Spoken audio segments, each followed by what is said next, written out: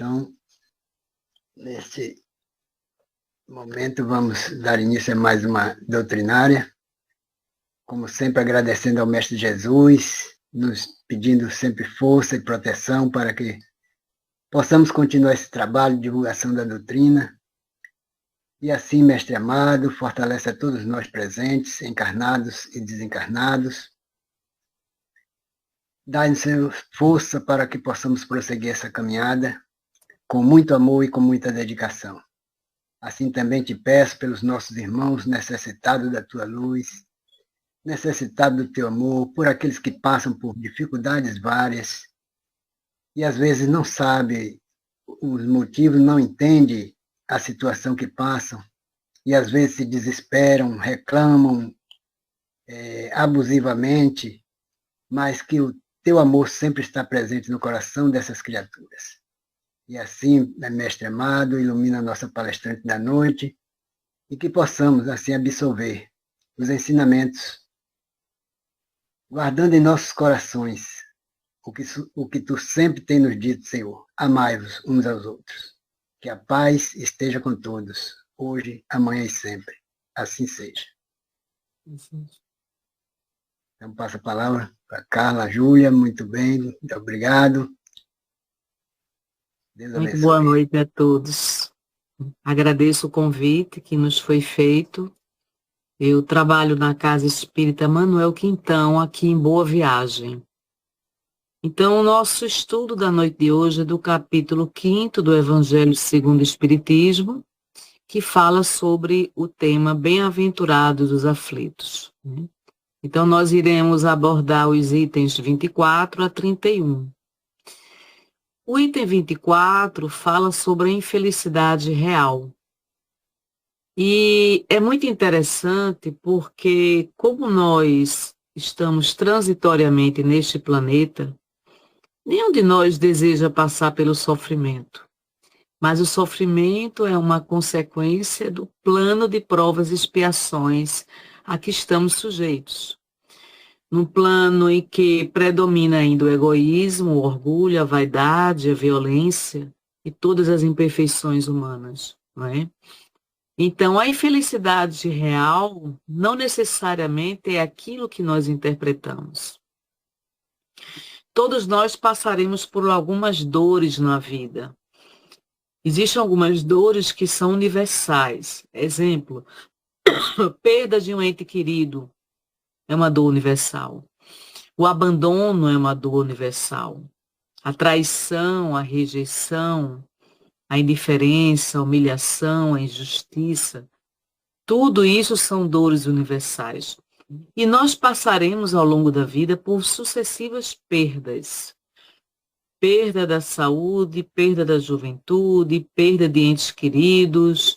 Muitas vezes somos acicatados por decepções, por frustrações daquele sonho que não conseguimos realizar ou materializar, não é? Então, nós falamos que isso tudo é uma infelicidade real. Quem não sofre com a perda de um ente querido? Quem não sofre diante do desemprego? Quem não sofre diante dos abalos financeiros e materiais? Todos nós sofremos.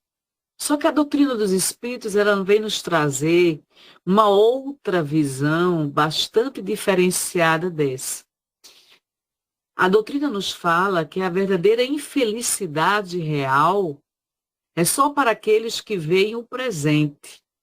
A verdadeira infelicidade está nas consequências de um fato, mais do que no próprio fato. Ou seja, o problema não é o que nos acontece, mas como nós interpretamos aquilo que nos acontece. E como nós interpretamos aquilo que nos acontece depende do nosso olhar, da nossa visão de mundo, dos nossos valores, nossas crenças, não é?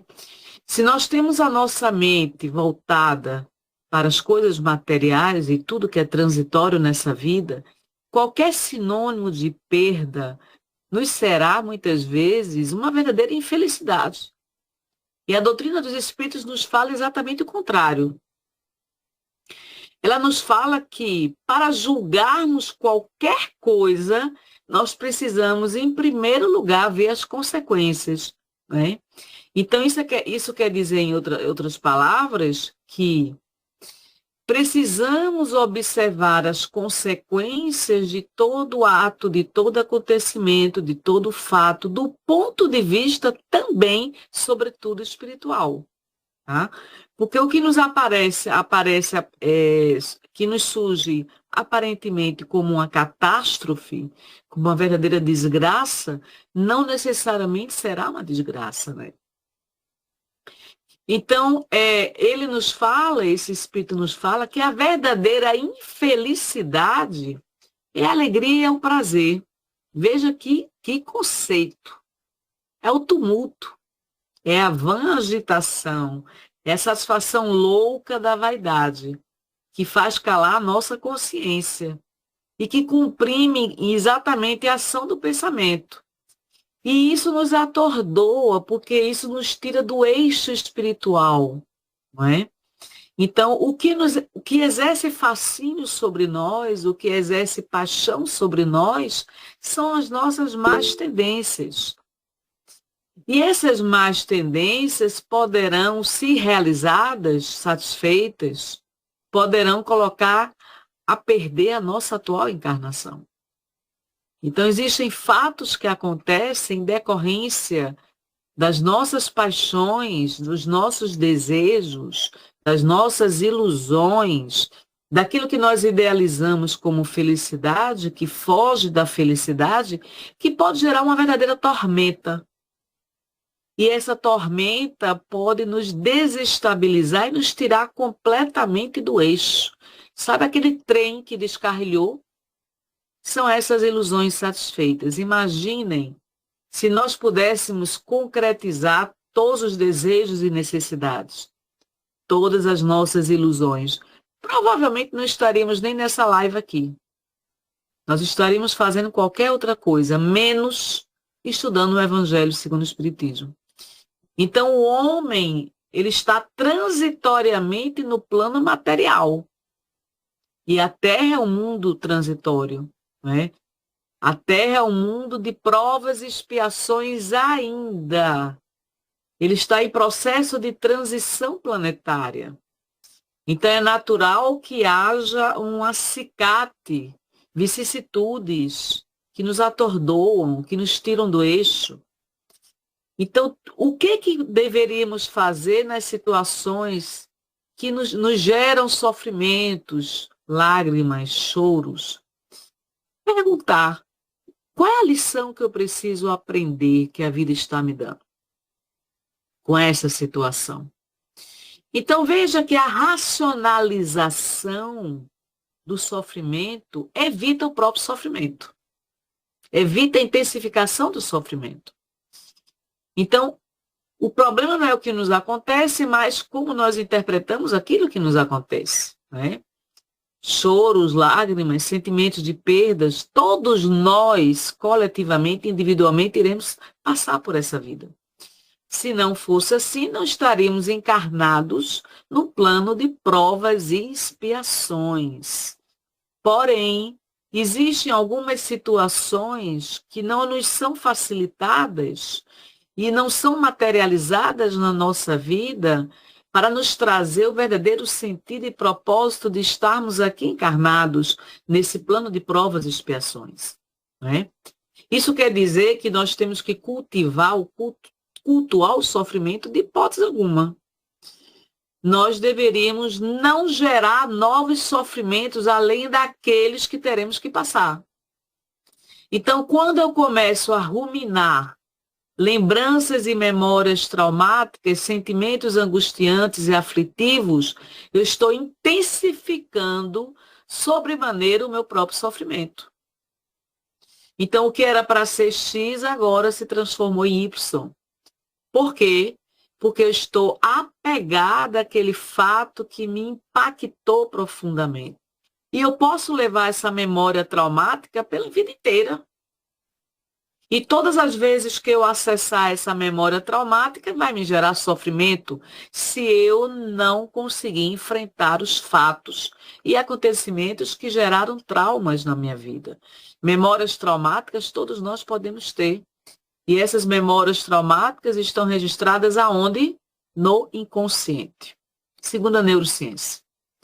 E aí nós não temos consciência da existência dessas memórias traumáticas, mas qualquer gatilho externo pode trazer à tona a ruminação ou a memória dessas memórias traumáticas. E aí eu não sei por que muitas vezes eu reagi de forma impulsiva, agressiva, violenta, compulsiva, diante do sentimento do abandono, da rejeição, da exclusão, da perda, e assim sucessivamente. Então, o que a doutrina nos diz nesse item, exatamente que a nossa passagem aqui na Terra, e que determinadas satisfações de desejos e necessidades poderiam colocar à prova, ou poderiam comprometer a nossa vida futura. Tanto no mundo espiritual, que é a verdadeira vida nossa verdadeira casa é no mundo espiritual, como nas futuras reencarnações. Então, você prefere o quê? Você prefere uma alegria transitória que comprometa a tua vida, ou você prefere uma tristeza de um sentimento de perda que lhe garanta uma vida futura posterior? Ora, se eu posso aprender a não gerar sofrimentos, por que eu gero sofrimentos através da minha mente? A minha mente pode se tornar o meu verdadeiro aguilhão, a minha verdadeira prisão. E nós sofremos mentalmente. Muitos de nós nos tornamos prisioneiros mentais de situações que aconteceram lá há 10, 15, 20, 30 anos atrás. E eu não consegui enfrentar, não consegui superar, não consegui ressignificar aquele acontecimento que ocorreu lá atrás. Então, eu estou muito mais no passado do que no presente atual. Excesso de passado significa o quê? Depressão. Excesso do presente significa o quê? Transtorno da ansiedade generalizada. Certo? Todo excesso nos é prejudicial. Nem eu posso viver no passado, nem eu posso viver no futuro, e nem eu posso viver apenas, exclusivamente, unicamente no presente, esquecendo todo o meu passado. O excesso do presente é estresse, o excesso do futuro é transtorno da ansiedade generalizada, TAG, e o excesso do passado é exatamente depressão. Observem, nós estamos falando de transtornos mentais. Transtornos mentais. Se não é fácil você superar um transtorno mental, muitas vezes você vai precisar de recorrer a uma terapia. Porque o transtorno mental é adoecimento mental. Isso é muito sério. Muitos de nós estamos adoecendo mentalmente. E esse adoecimento foi intensificado sobremaneira no período da pandemia. Muitos de nós adoeceu, tá certo? Então, o nível de suportabilidade ou insuportabilidade aos acontecimentos é inerente à estrutura moral e espiritual de cada um de nós. Quantos de nós estamos mergulhados no sentimento da melancolia? E aí vem o item 25, melancolia, não é? Então, nos sentimos prisioneiros, nos sentimos fora do baralho, uma carta fora do baralho. Esse mundo não me pertence, eu não me adequo a esse mundo. Eu gostaria de estar no mundo espiritual, eu gostaria de estar em outro planeta, mas estou aqui prisioneiro. Nasci no meu país, Brasil, nasci em outros lugares, não me sinto pertencente a esse mundo. Mas tem um detalhe: toda reencarnação passa por um planejamento espiritual. Nos casos de reencarnações compulsórias, através das quais nós não tivemos participação no planejamento da futura reencarnação, só esse caso, poderíamos citar os demais, todos nós colaboramos no planejamento da nossa reencarnação. Então, nós estamos exatamente onde deveríamos estar, com a família que precisaríamos estar. Isso é muito interessante. Ah, não, mas eu queria ter nascido na Suíça, país de primeiro mundo, onde os indicadores de desenvolvimento social são fenomenais. Você nasceu no Brasil. E você nasceu no Brasil porque você precisaria dessa experiência no Brasil.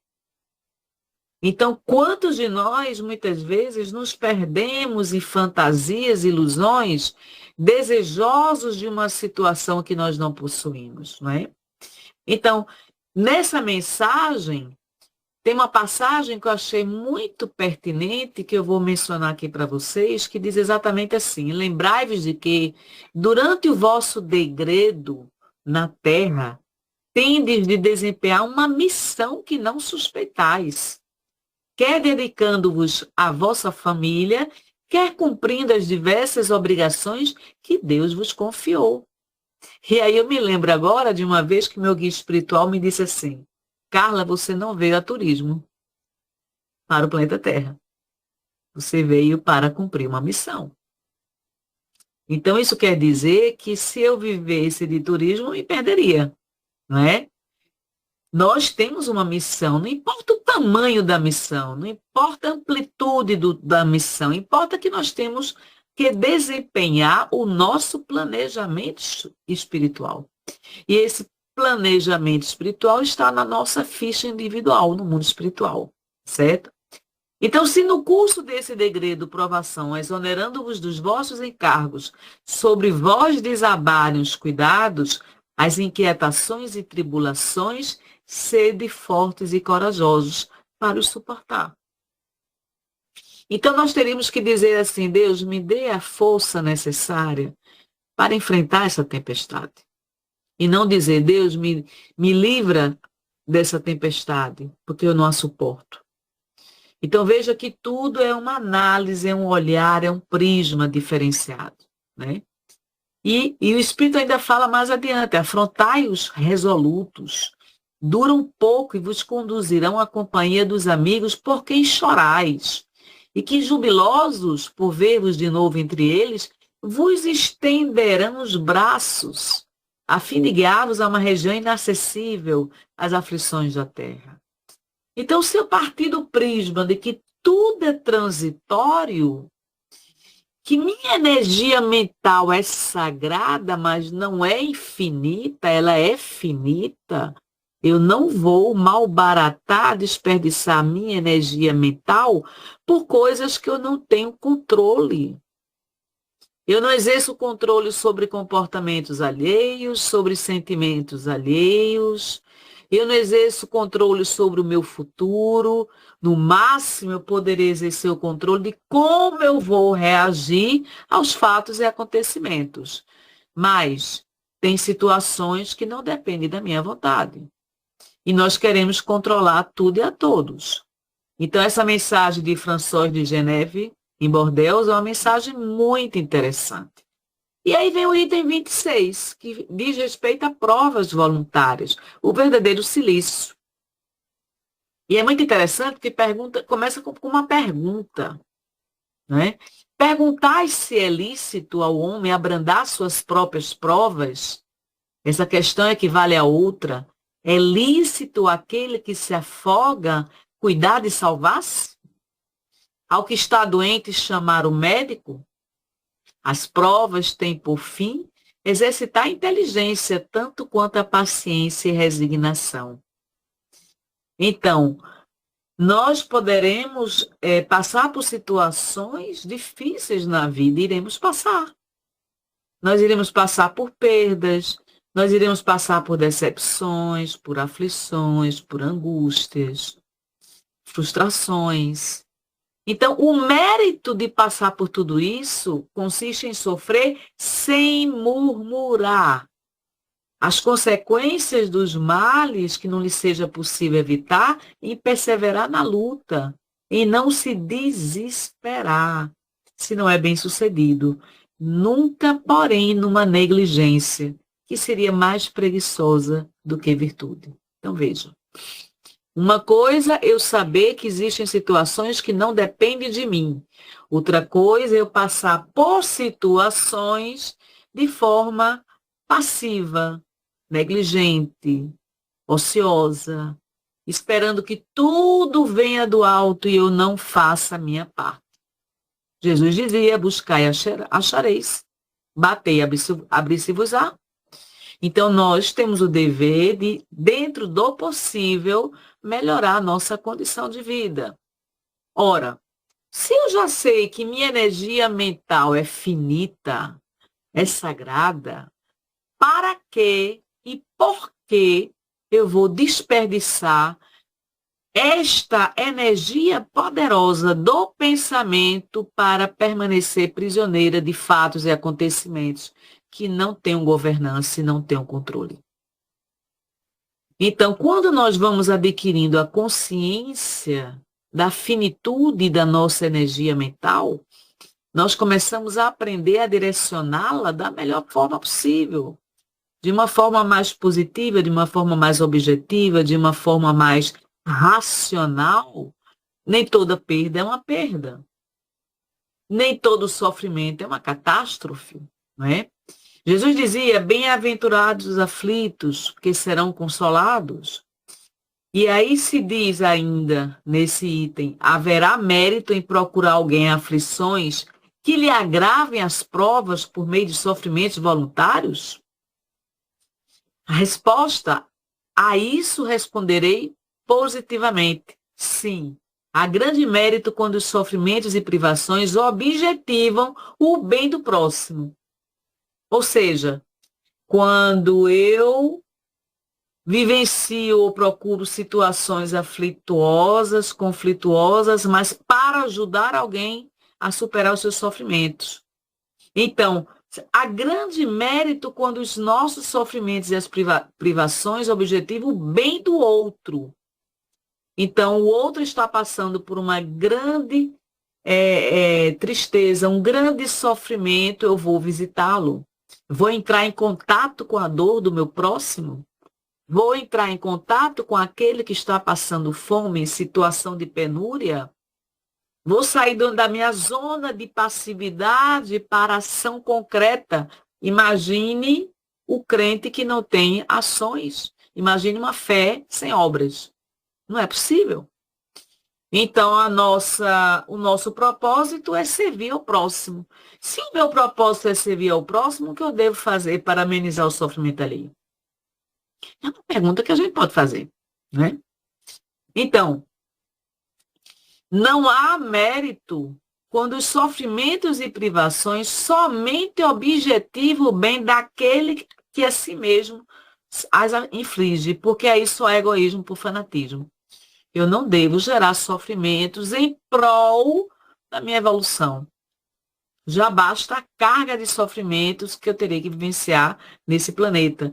Se o meu objetivo de enfrentar sofrimentos é em prol da minha evolução, gerando mais sofrimento, isso é um sinal de um egoísmo ou fanatismo, tá?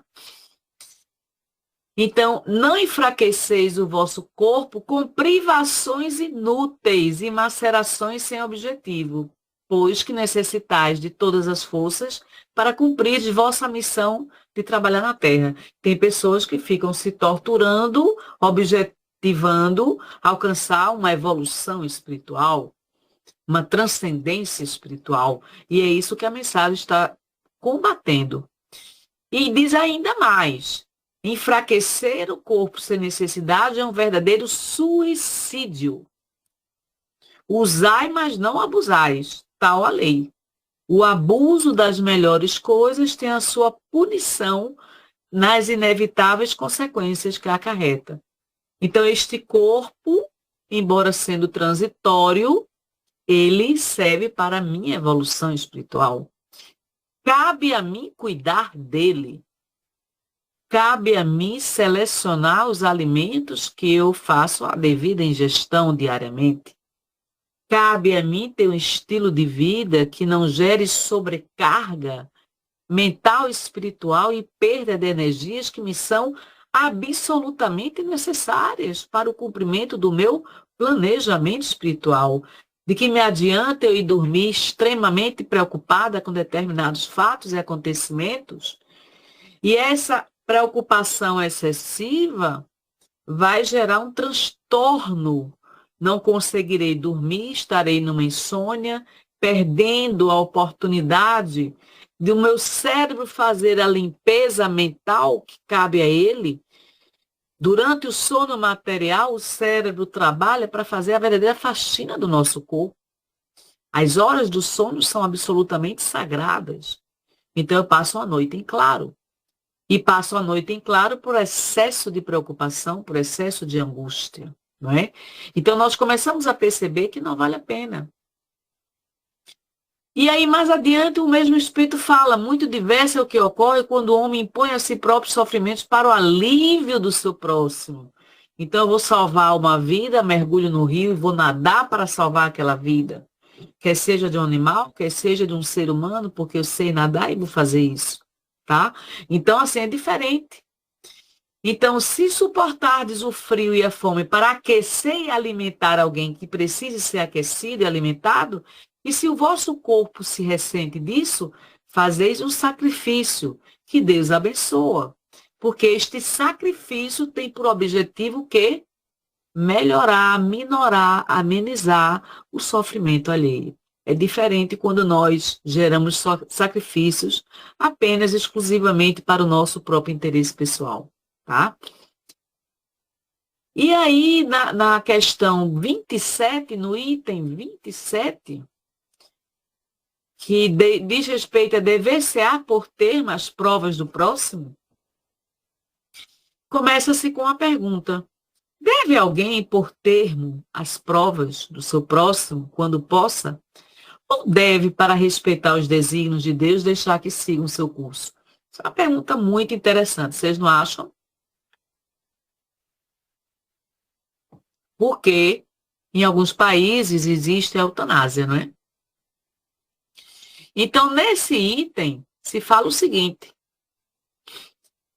tudo que vos sucede é consequência das vossas existências anteriores. E é muito interessante o complemento dessa frase: são os juros da dívida que tendes de pagar. Nada nos acontece que não tenha que acontecer. Os juros da dívida. Nós ainda não estamos pagando nossa dívida. Certa feita, o meu guia espiritual disse o seguinte a mim. Eu perguntei a ele: Luiz Carlos, porque eu chamo ele de Luiz Carlos, mas o nome dele não é Luiz Carlos, é Antônio Carlos. Luiz Carlos, até quando eu tenho que aceitar fazer palestra? Até quando eu tenho que cumprir essa missão? Ele disse: enquanto houver um convite, aceite. Você está pagando apenas os juros da dívida. Ele repetiu exatamente aqui. Eu até ri hoje quando eu li no Evangelho. Já tinha esquecido esse trecho. A gente tem que reler várias vezes o Pentateuco kardeciano, né? Então, nós estamos pagando os juros da dívida, ainda não é a dívida. Então, a oratória é necessária para mim, porque eu estou ainda pagando os juros da minha dívida, né? E aí ele fala mais adiante: pensam alguns que, estando-se na terra para espiar, cumpre que as provas sigam o seu curso. Outros há mesmo que vão até o ponto de julgar que não só nada devem fazer para as atenuar, mas que, ao contrário, devem contribuir para que elas sejam mais proveitosas, tornando-as mais vivas. Eu não tenho que intensificar a prova de ninguém. Isso é um grande erro, né? Então, se é verdade que as nossas provas têm que seguir o curso que Deus traçou, também é verdade que nós poderemos ajudar o outro no sofrimento que ele se apresenta, não é? E é isso que a mensagem fala. E diz assim: ajudai-vos, pois, sempre mutuamente nas vossas respectivas provações, e nunca vos considereis instrumentos de tortura. Eu não tenho que agravar sofrimento alheio. Eu não tenho que gerar dívidas além daquelas que eu já reencarnei. Imagine se a gente retornar ao mundo espiritual com mais dívidas do que a gente encarnou aqui nesse plano material. Isso significa falência moral. Isso significa exatamente desperdício da atual reencarnação. O que eu posso fazer para ajudar o sofrimento ali? O que eu devo fazer para que o mal não se propague? O que eu devo fazer para consolar o meu próximo? Consolar os sofrimentos do meu próximo, não é? Então, O que que nós poderemos fazer para superar as dificuldades alheias, ajudando o nosso semelhante com mais energia, paciência e resignação? A resignação é a compreensão. Se eu não compreendo, eu não me torno uma pessoa resignada. Me tornarei uma pessoa revoltada. Não aceitarei a natureza do sofrimento que eu estou vivenciando. Todo sofrimento que nós vivenciarmos, temos que nos perguntar: eu contribuí para esse sofrimento? O que eu fiz para vivenciar esse sofrimento? Não é? Então, ele complementa esse item mais adiante dizendo: deve o espírita estar compenetrado de que a sua vida toda tem de ser um ato de amor e devotamento. Olha aí. Que faça ele o que fizer para se opor às decisões do Senhor, estas se cumprirão. Ou seja, o planejamento espiritual precisa ser cumprido. Então, nossas vidas estão nas mãos de Deus. Quantas vezes nós pedimos coisas que Ele não nos autoriza? E Ele compreende infinitamente mais do que nós o que estamos a passar, porque estamos a passar por determinadas situações. Então, temos que ter muito cuidado com o amargor das nossas expiações. Temos que ter muito cuidado em não nos transformarmos em adultos rancorosos, amargurados, com falta de esperança, com falta de perspectiva quanto ao porvir. Nós não estamos passando por provas e situações que não deveríamos passar. Porém, poderemos gerar provas ou expiações voluntariamente, pelo mau uso do nosso livre-arbítrio atual. Exemplo, se eu optar por me tornar uma pessoa drogada, não estava no meu planejamento me tornar uma pessoa drogada. Foi uma escolha minha. E as consequências das drogas na minha vida vão surgir mais cedo ou mais tarde. Eu tive a excelente oportunidade de trabalhar 5 anos com adolescentes, autores de atos infracionais. Em sua grande maioria eram viciados em drogas. Um ou outro é que era usuário de droga. Todo usuário se tornará viciado? Não, mas todo viciado um dia foi usuário. E vocês não imaginam as sequelas da droga na vida do ser humano. Eu estive agora, semana passada, em São Paulo. Fui participar do lançamento de um livro que eu escrevi, um dos capítulos profissionalmente. E quando eu voltei da livraria, já eram as 10 e pouca da noite, meu hotel ficava no centro da cidade e eu vi aqueles grupos de drogados reunidos. E a visão daquilo ali é uma visão extremamente de sofrimento. São pessoas que perderam a própria identidade, consumidas completamente pela droga, né? E aí nós nos perguntamos o que levou uma pessoa a se tornar viciada em droga. Então nós poderemos ter vários vícios na vida. Um deles pode ser qualquer tipo de droga. Outro vício pode ser a compulsão alimentar. Outro vício pode ser a compulsão por compras. Outro vício pode ser o jogo. Tem pessoas que são viciadas na sexolatria. Todo e qualquer tipo de vício gera um imenso sofrimento. Então, antes tivéssemos lá atrás atuado na prevenção, porque o combate é mais doloroso. No combate, você vai ter que combater todo aquele padrão de comportamento nefasto instalado no teu inconsciente e que se reproduz agora no piloto automático.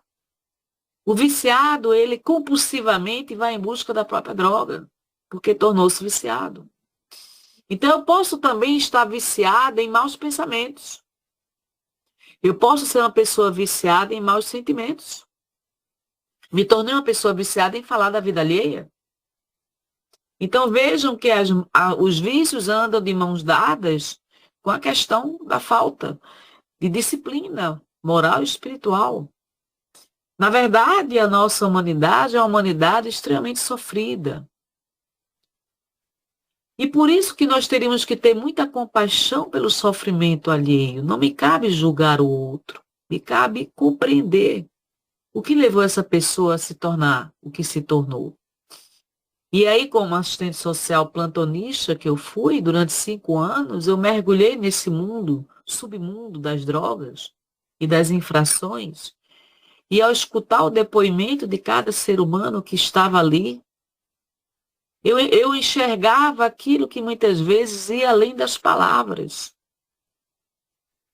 Então, são situações muito dolorosas que a nossa sociedade não quer tomar conhecimento, mas existe. E essa violência cada vez se amplia de uma forma descontrolada, de uma forma inimaginável. Então, cada vez mais estamos convivendo com uma sociedade doente. Então, todos nós estamos na Terra para espiar, sim, fato. Todos nós, sem exceção. Deveríamos nos esforçar para abrandar a expiação dos nossos semelhantes, de acordo com a lei do amor e caridade. Isso é que nos diz o Espírito Bernardino, Espírito Protetor em Bordeus, 1863. Ou seja, o que eu posso fazer por você?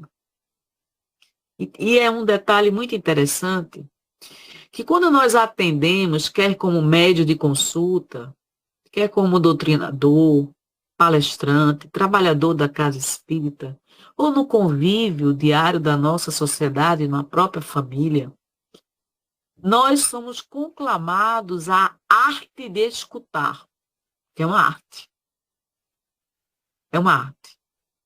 Quando eu escuto o depoimento de alguém, eu deveria desenvolver a empatia na condição de compreender aquele pronunciamento do ponto de vista do outro, e não apenas do meu ponto de vista. Nós nos perdemos nos julgamentos que nós fazemos e formulamos uns contra os outros. Nos habituamos a nos julgar uns aos outros por tudo. Pelo que é dito, pelo que não é dito, pelo que se veste, pelo que não se veste, pelo que se fala, pelo que não se fala, pelo que se faz, pelo que não se faz. Então, nós nos habituamos a nos julgar uns aos outros. A doutrina dos espíritos vai na contramão do julgamento. Eu não tenho que julgar o outro. Eu não tenho que culpabilizar o outro. Eu identifico o erro, mas eu não preciso culpabilizá-lo. Eu preciso ajudá-lo. E não é fácil ajudar alguém em dor moral. Isso exigiria, inclusive, até uma capacitação. Tá certo? Não é fácil ser médio de consulta. Não é fácil você atender o consulente.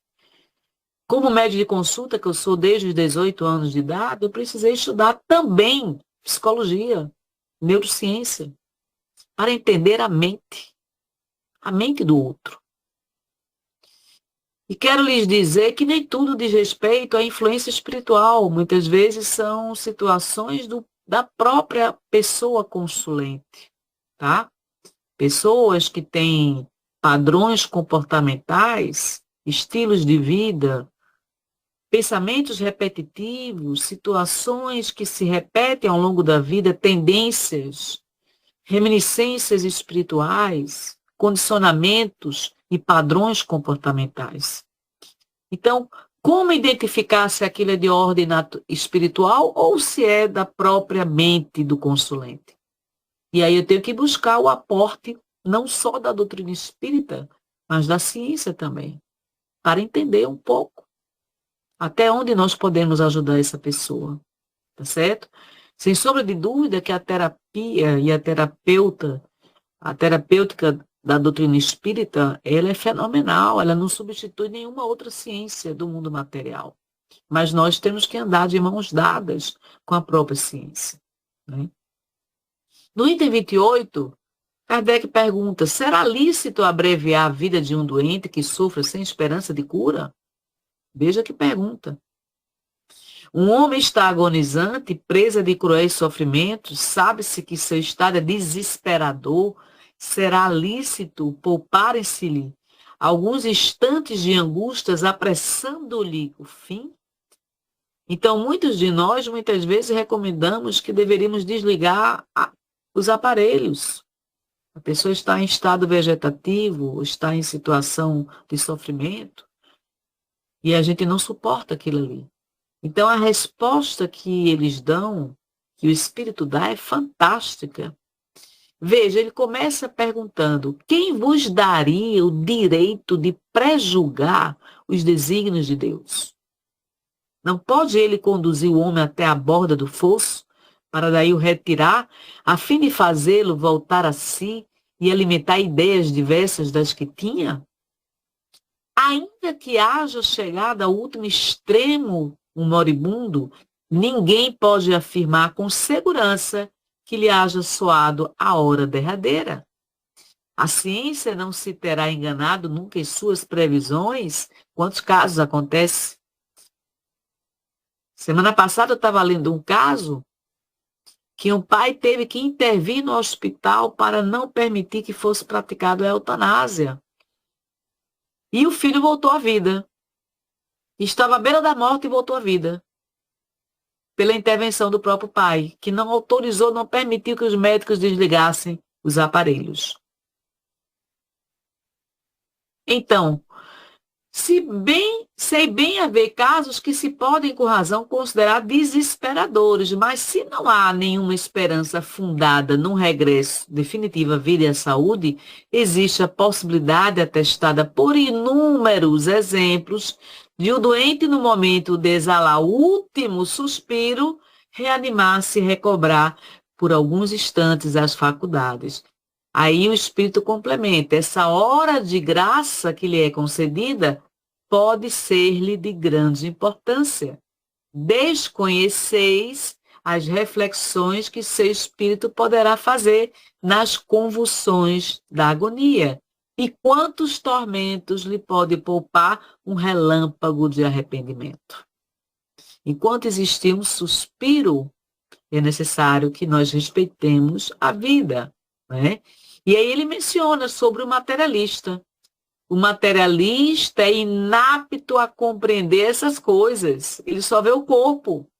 O espírita, porém, sabe o que se passa no além-túmulo. E sabe o valor do último pensamento. E aí ele conclui, isso é o Espírito São Luís, mensagem ditada em 1860, minorai os derradeiros sofrimentos quando o puderdes, mas guardai-vos de abreviar a vida, ainda que de 1 minuto, porque esse minuto pode evitar muitas lágrimas no futuro. Fantástica essa explicação da doutrina espírita, não é? Vai na contramão, muitas vezes, do que nós encontramos por aí, os defensores da eutanásia, né? Do item 29, relativo ao tema sacrifícios da própria vida, Kardec faz a seguinte pergunta: aquele que se acha desgostoso da vida, mas que não quer extingui-la por suas próprias mãos, será culpado se procurar a morte no campo de batalha com o propósito de tornar útil sua morte? Vejam a resposta. Olha, é muito interessante, muito interessante.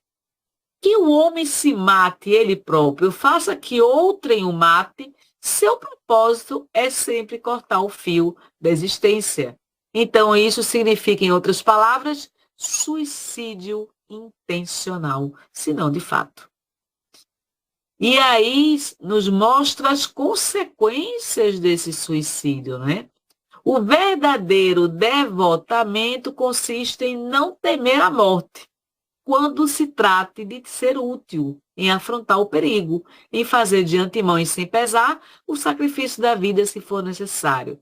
Mas buscar a morte com premeditada intenção, expondo-se a um perigo, ainda que para prestar serviço, anula o mérito da ação.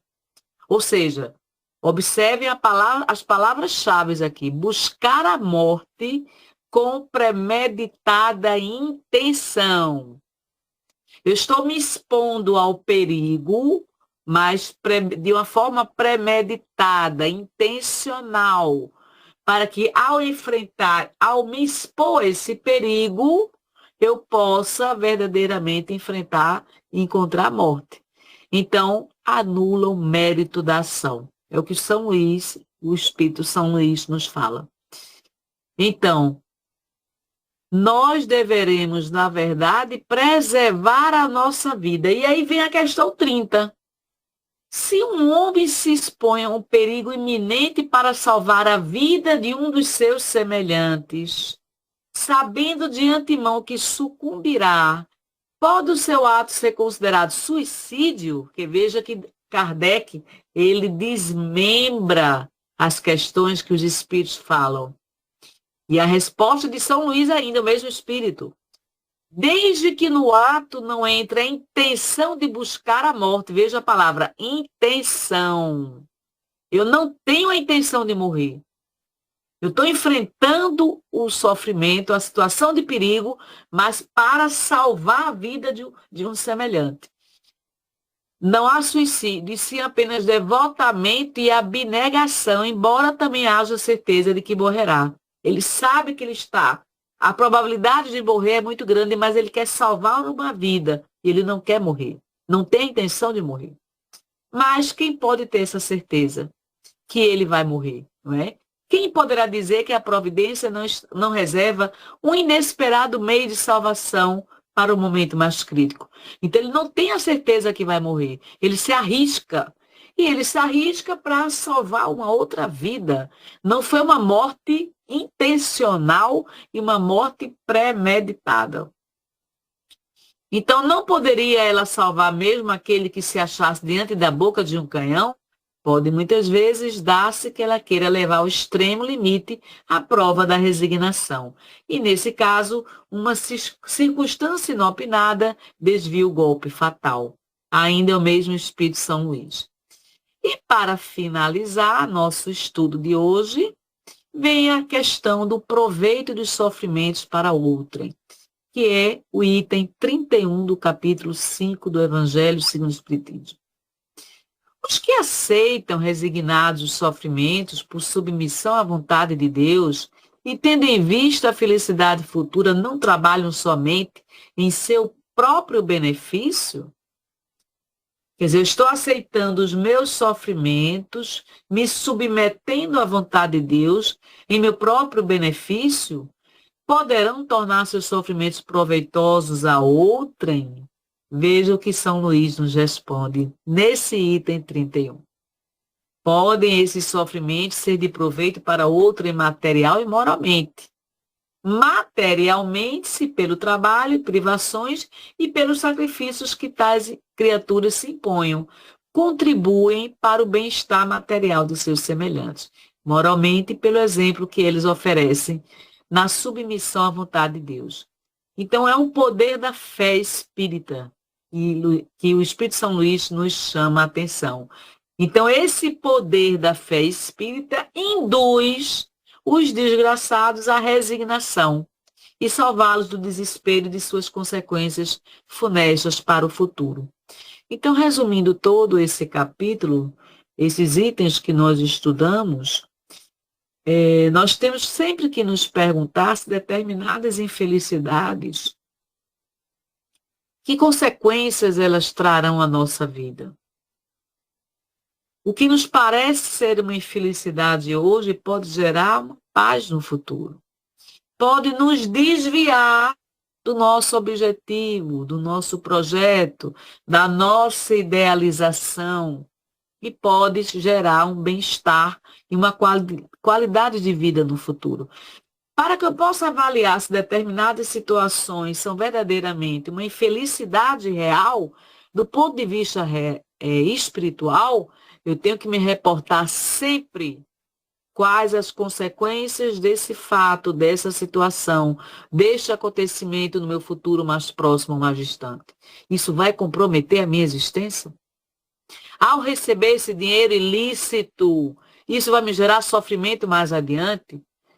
Não é uma origem lícita? Eu quero, eu posso, eu devo. Na dúvida, eu quero, eu posso, mas não devo. E por que não devo? Porque não é um comportamento ético. Não se enquadra na eticidade comportamental. Então, se é algo ilícito, eu não devo aceitar. Eu devo primar pelo valor moral da honestidade. Eu devo me tornar um ser humano incorruptível. Um ser humano que não seja sinônimo de corrupção, de desonestidade. Então, muitas vezes, por uma questão de um dinheiro do presente, eu comprometo uma encarnação inteira. Eu comprometo a minha vida futura espiritual, quando eu já sou um espírito altamente endividado, que reencarnei para quitar os juros da minha dívida. E agora eu estou me comprometendo mais ainda do que já era comprometido? Não é possível. Então, o freio só ocorre pela disciplina, autodisciplina, autoeducação. Eu agora tenho consciência do que não devo fazer. Eu não devo fazer. Tudo me é lícito, mas nem tudo me convém. Palavras de Paulo de Tarso. Tudo me é lícito, mas nem tudo me convém. Para atender um desejo imediato, eu comprometo meu futuro, mais próximo ou mais distante? Eu estou trocando minha felicidade do futuro, minha paz do futuro, pela satisfação de um desejo imediato? Isso é lógico? Isso é racional? Não. Então, resumindo, é isso que o nosso capítulo nos apresenta, tá certo? Me coloco à disposição aí para qualquer tipo de pergunta, se eu souber responder. Se não, fica para uma próxima.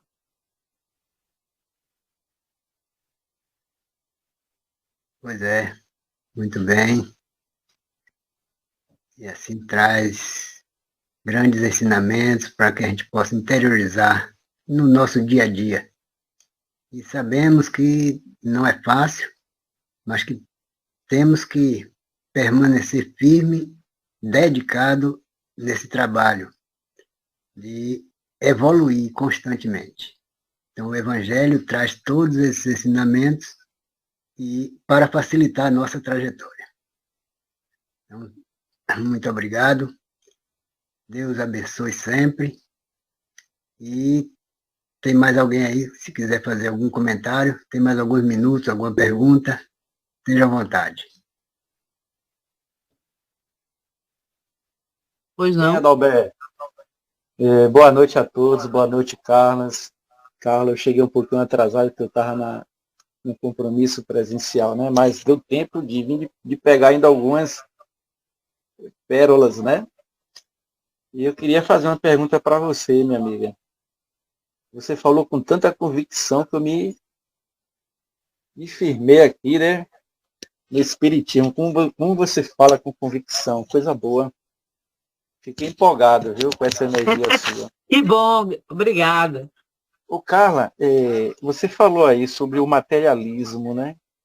As pessoas materialistas, elas estão no nível ainda de percepção muito ainda limitante. E uma das propostas do Espiritismo é combater justamente o materialismo. Então, num mundo desse, com tanta diversidade, tantos níveis, né, de percepção das pessoas, a pergunta é como a gente nos conduzir, como a gente viver, né, diante de tanta diversidade, né, e principalmente não combatendo sim o materialismo, né, como a gente deve nos conduzir diante desse mundo tão assim diversificado e desafiador, principalmente nos tempos de hoje, né, que às vezes você falar quando você defende aquilo que você pensa, muitas vezes se torna até um adversário de outras pessoas. Existe uma questão muito interessante, é que quando uma mente se ilumina, ela não volta mais a viver na escuridão. Você pagará um preço por alcançar uma visão espiritual. Você não é guiado mais pela multidão. A multidão dos desejos, das paixões, viciações. Você é algo que se diferencia da multidão. E esse é o seu preço a pagar. Então, não é possível retroagir no progresso, na ascensão espiritual. Nós somos alunos da doutrina espírita, estamos aprendendo gradativamente. O Pentateuco kardeciano é de uma amplitude que uma encarnação não é suficiente para a gente internalizar completamente todos os ensinamentos da doutrina espírita. Mas à medida que nós vamos evoluindo gradativamente, nós deixamos para trás o homem velho que um dia nós fomos. E claro que se você começa a enxergar coisas que os outros não enxergam, compreender situações que os outros não compreendem, você não pode ter o mesmo comportamento de alguém que não compreende. Então, diante da morte, o espírita, ele compreende que existe a vida após a morte, ele compreende a pluralidade dos mundos habitados, ele compreende que o espírito continua vivo.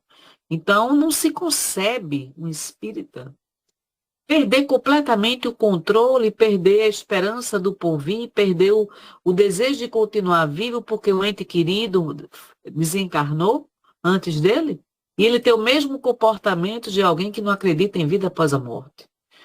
Então, a proporcionalidade que nós vamos avançando, internalizando a doutrina, nós vamos adquirindo maiores responsabilidades. A quem muito for dado, muito será pedido.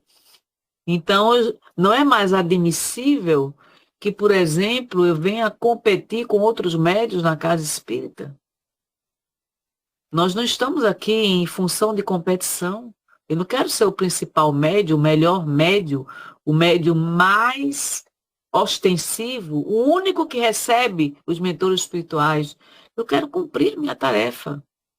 Então, esse desprendimento do ego, esse desprendimento da própria personalidade, nos credencia a melhor trabalhar a serviço do Cristo. Porque quando eu trabalho para o outro, amenizando o sofrimento do outro, eu estou ajudando o Cristo, eu estou trabalhando para o Cristo. Não é fácil ser espírita. Quem disse que é fácil? Não é?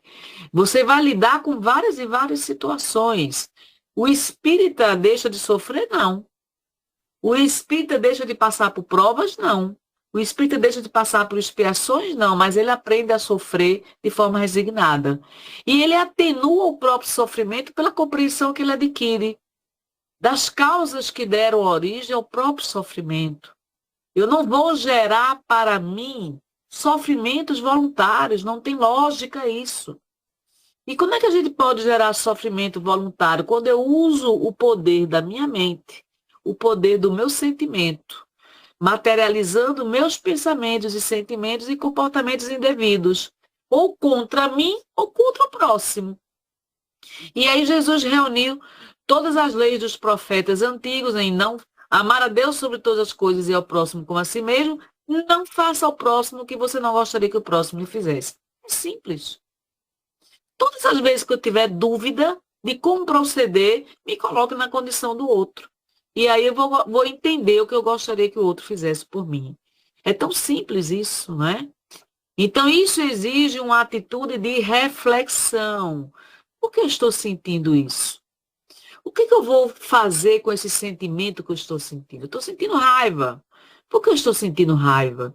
Eu vou extravasar essa raiva contra o meu próximo? E as consequências que serão decorrentes dessa manifestação do meu sentimento? Não, eu reconheço que eu estou com raiva, mas eu não vou prejudicar ninguém.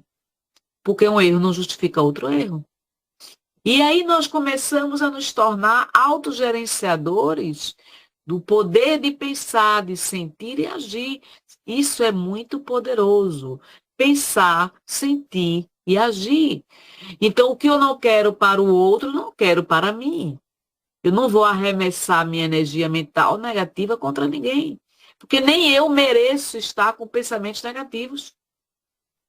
Então, eu não vou alimentar pensamentos negativos. Eles podem até surgir, mas eu não vou acolhê-los, instalá-los na minha mente. Isso exige absoluta disciplina. E essa disciplina vai fazer com que eu saiba fazer boas escolhas.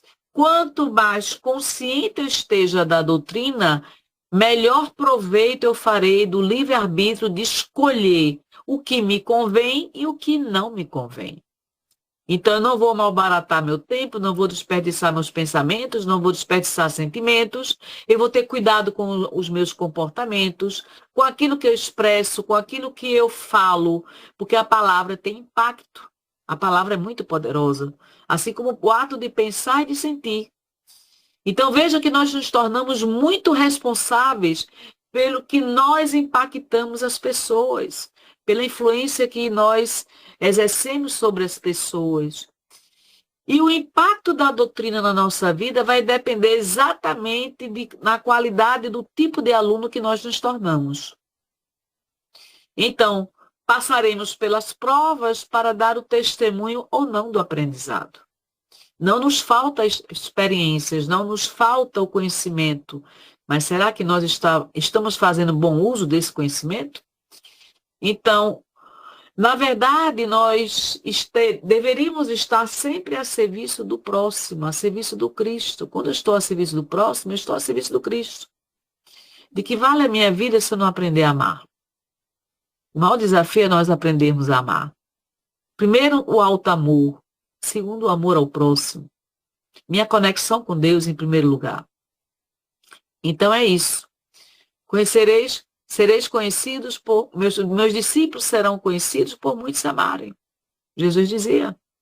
Reconhece-se o verdadeiro espírita pelo esforço que empreende para domar as más inclinações.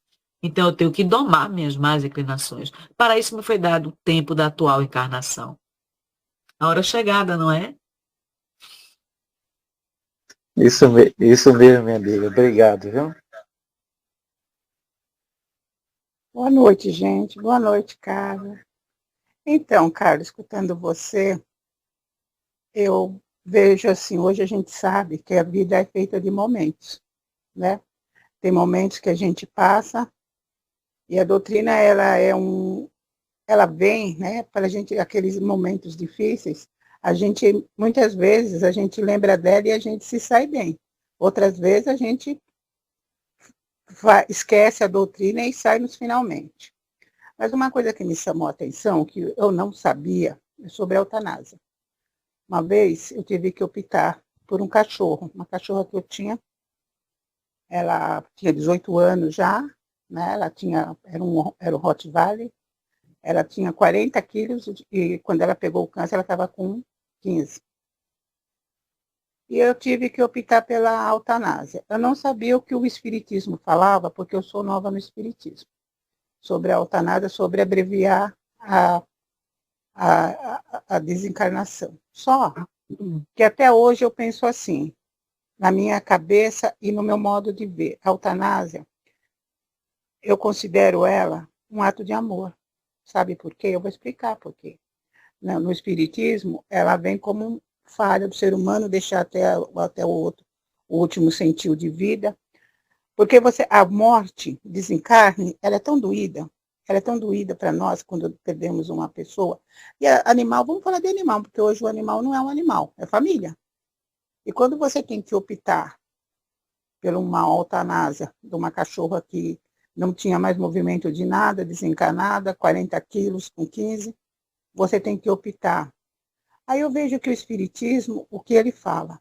E eu sei o que eu senti na hora, e eu sei que foi, vou falar a verdade, foi a maior dor da minha vida. Espero nunca mais ter que passar pela eutanásia, principalmente de cachorro. Até hoje eu me abalo, imagino, de um ser humano. Mas eu vejo a eutanásia assim. Até hoje eu vejo assim. No Espiritismo, ela não é, ela é falada que a gente não deve abreviar.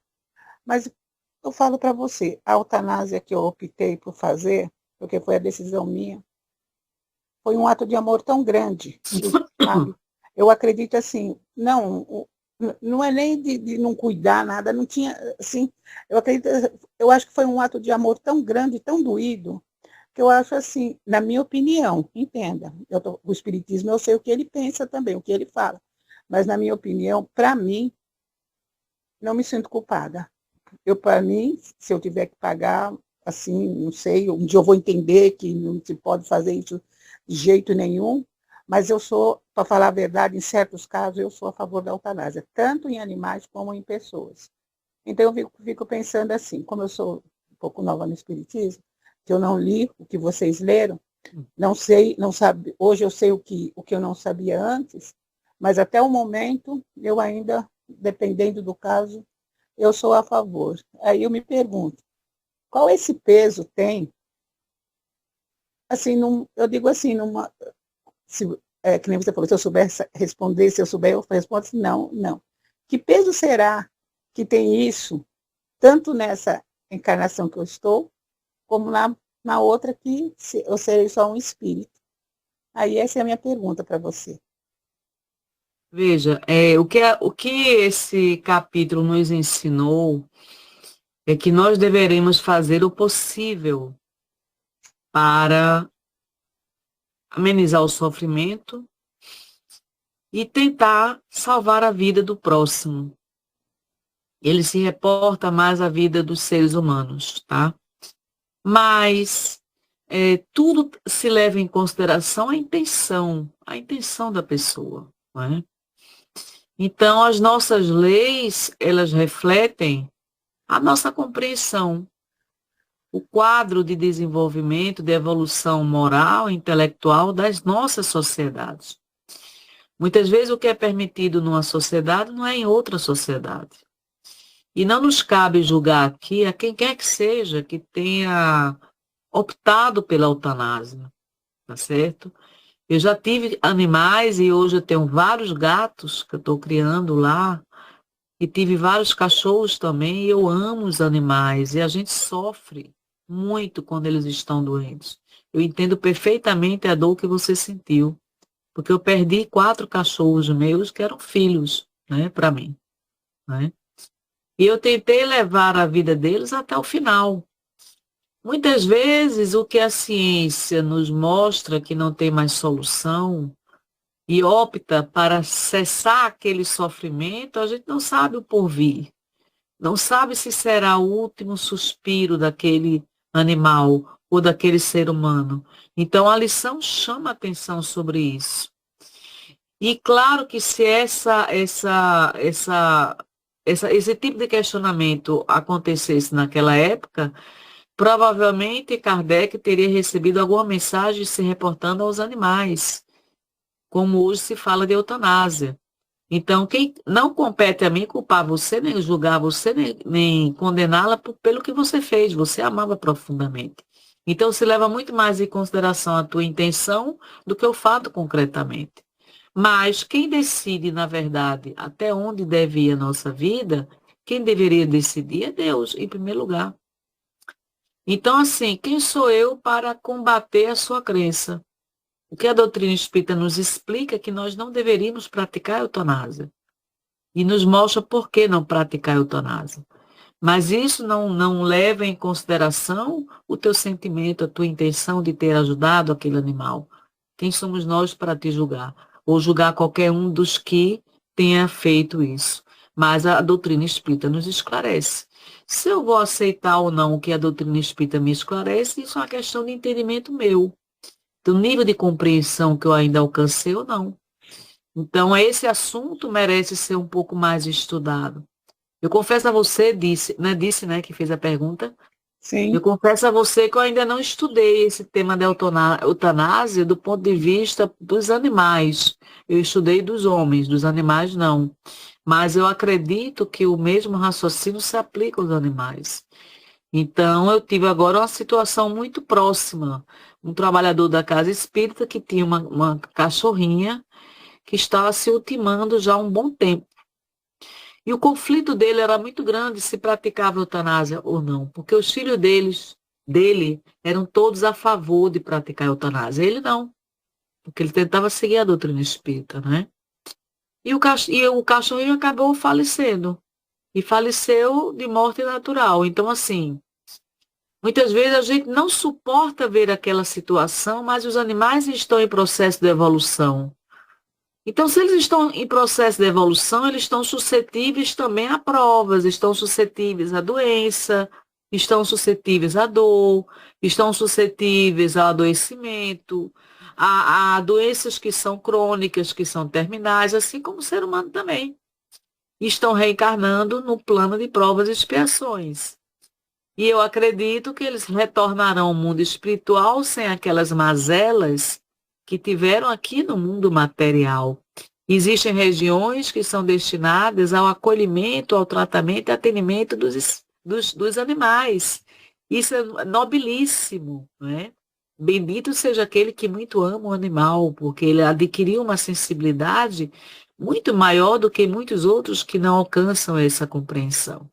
E hoje nós vemos aberrações de crimes de violência praticada até contra os animais, coisas que são estarrecedoras. Então, não se culpe pelo que você decidiu lá atrás, apenas aprofunde essa questão, como eu vou prometer também que eu vou estudar. Eu não vou trazer a última palavra aqui, porque o capítulo não trata sobre a eutanásia dos animais, trata sobre a eutanásia dos seres vivos, seres humanos, né? Seres humanos. Seres vivos somos todos nós, né? Mas é interessante seu questionamento, sim, tá? A gente deve fazer o possível, possível. Você acredita nisso, que até passe eu já apliquei animal? Apliquei passe, quando eles estavam doentes. E foi muito bom, ajudou muito eles. É emanação fluídica do médium, né? Você aplicando passe ali para amenizar a dor do animal, não é? Então, a terapêutica fluídica da doutrina espírita é fantástica, é fenomenal. Entendi. Então, Carla, que também aqui foi engraçado sobre os passes dos animais. Eu tenho de uma senhora que ela vinha dar passe nela, mas dessa vez ela sarou. Que todos os cachorros da rua pegaram aquela doença do carrapato, sabe? Engraçado, todos morreram. E ela ficou, e a gente dava passe, enfiava comida pela boca, aplicava soro, e ela sarou. E eu lembro que a gente pedia, tinha uma senhora que dava passe todo, de 2 em 2 dias ela vinha dar o passe na cachorro, chamava Joia. E ela Sim, sarou, do carrapato ela sim, sarou, mas sim. aí ela teve um câncer que pegou garganta, cabeça, tudo, né? Aí também ela já tinha 18 anos também, né? 18 anos é uma boa. E eu peguei trauma, sabe? Apesar da gente ter um pet, eu peguei trauma. Eu não quero mais cachorro, animal nenhum, porque a dor foi tanta, até hoje me dói, tanta, que eu acho que eu não conseguiria passar por essa dor mais uma vez. E depois é assim, quando a gente pega um animal, a gente sabe que ele vai viver de 10 a 15 a 18 anos. E eu acho que eu não viverei tanto tempo mais, e aí eu vou deixar o animal para quem olhar, para judiar. Aí eu decidi, apesar da gente trabalhar com cachorro, com gato, que do pet eu não decidi, cachorro nem gato, não quero mais, mas amo eles de paixão. E é isso, gente. Ok. Um grande abraço, disse.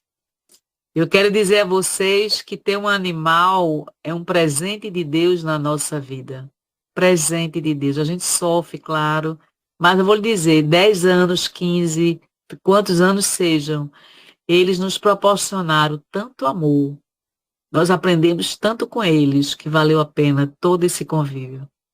Muitas vezes até os nossos relacionamentos com os seres humanos não são tão profundos quanto a relação de um ser humano com o animal.